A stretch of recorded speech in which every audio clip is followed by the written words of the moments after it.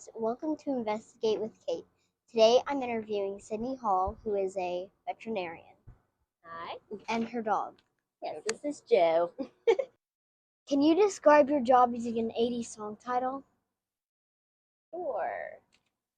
I'd probably have to go with, have you ever heard of the song The Eye of the Tiger? Okay. Yeah. I go to LSU and that's their mascot too, so it works out both ways.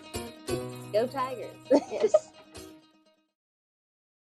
What made you want to become a veterinarian? I have wanted to be a veterinarian since I was really young.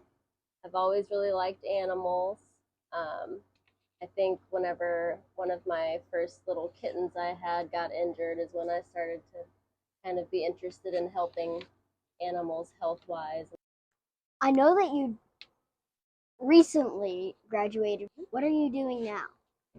So now that I'm a veterinarian, I want to continue education, and I'm interested in ophthalmology, which is the eyes in animals. So I am having to do a rotating internship. We rotate through different departments in my school, but I work as a veterinarian now, so I'm rotating through as a vet, which is a little different than I did as a student.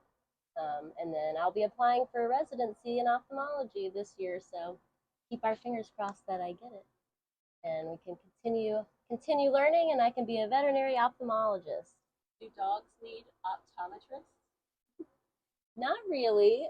They need to see very generally, where their food bowls are and whatnot, but they don't have to have 20/20 vision like we do, so we don't really do eyeglasses or contact lenses. What is the craziest / funniest thing that's happened in your... Ooh, at my job? Yes.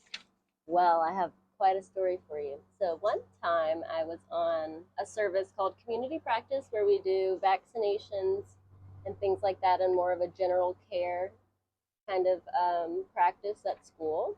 And I was holding a puppy that had just gotten his first vaccines, and he pooped right into my pocket onto my phone.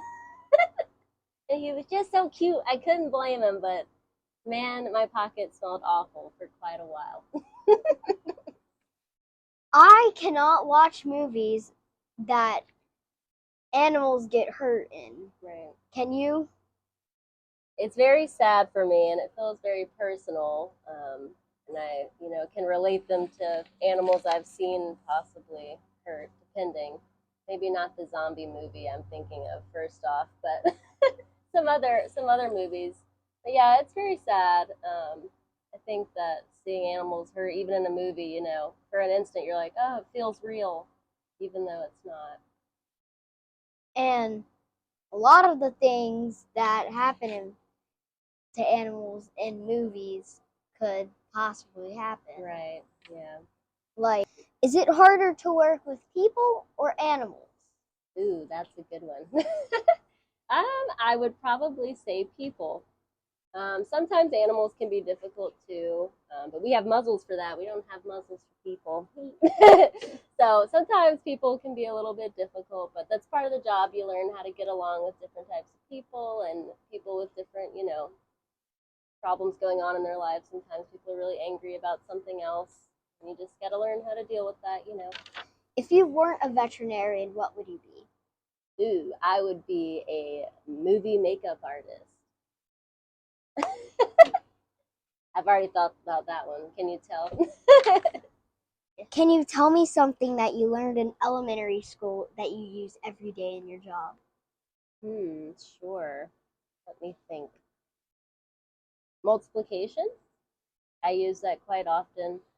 Division. You have to calculate drug calculations and everything for different pets. So definitely my math I use all the time. Honestly, everything I learned in elementary school I use all the time because it's your fundamentals of, continued learning. So in my English class, quite a bit. Obviously, science.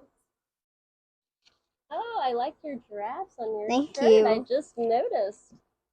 Wow, how on brand for this interview. What do you think makes Baton Rouge a great place to be a vet?